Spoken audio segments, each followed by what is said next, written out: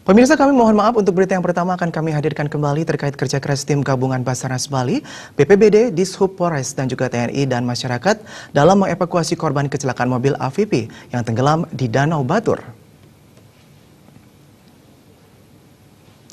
Berdasarkan pantauan di lokasi pencarian 2 jenazah wisatawan asal Tangerang, Banten dimulai pukul 8 WITA. Untuk mengevakuasi 2 jenazah tersebut, Basarnas Provinsi Bali melibatkan sedikitnya 4 penyelam. Pihak Polda Bali dan Polres Bangli menerjunkan 4 penyelam. Para penyelam secara bergiliran melakukan penyelaman hingga ke dasar danau. Setelah 2 penyelam berjuang keras sekitar pukul 10:10 WITA, tim berhasil mengangkat 1 korban perempuan atas nama Rita Ningsih usia 50 tahun. Korban selanjutnya dilarikan ke RSU Bangli menggunakan ambulans.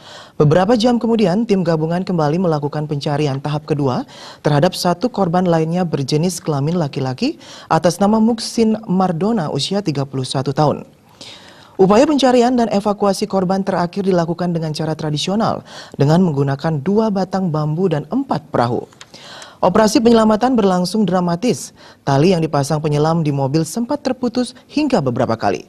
Setelah berjuang keras sekitar pukul 17:50 WITA, korban Muksin beserta mobil AVP bernomor polisi DK712YB akhirnya berhasil dievakuasi ke darat.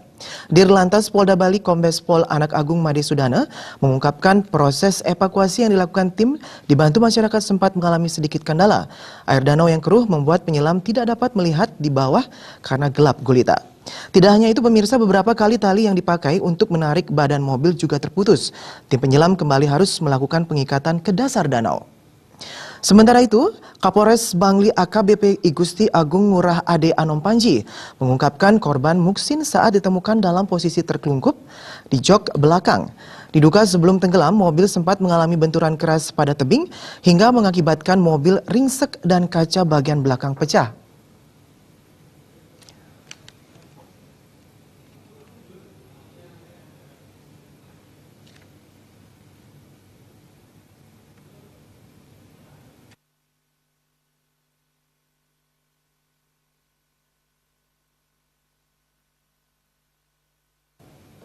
Karena untuk datanya kalau dari kemarin kita dapat itu yang terakhir itu yang perempuan kan Rita Ningsih. Nah kemudian yang terakhir ini kami belum dapat nama yang jelas, tapi tadi disebutkan namanya Husin, tapi kita belum tahu nama terangnya siapa. Saat proses evakuasi dilakukan, tali yang diikatkan pada mobil sempat putus di kedalaman 17 meter. Kondisi ini sempat membuat tim gabungan putus asa, terlebih saat itu operasi penyelamatan diganggu semburan belerang yang masih terjadi di danau. Eka Prananda, Biro Bali Pos Bangli melaporkan.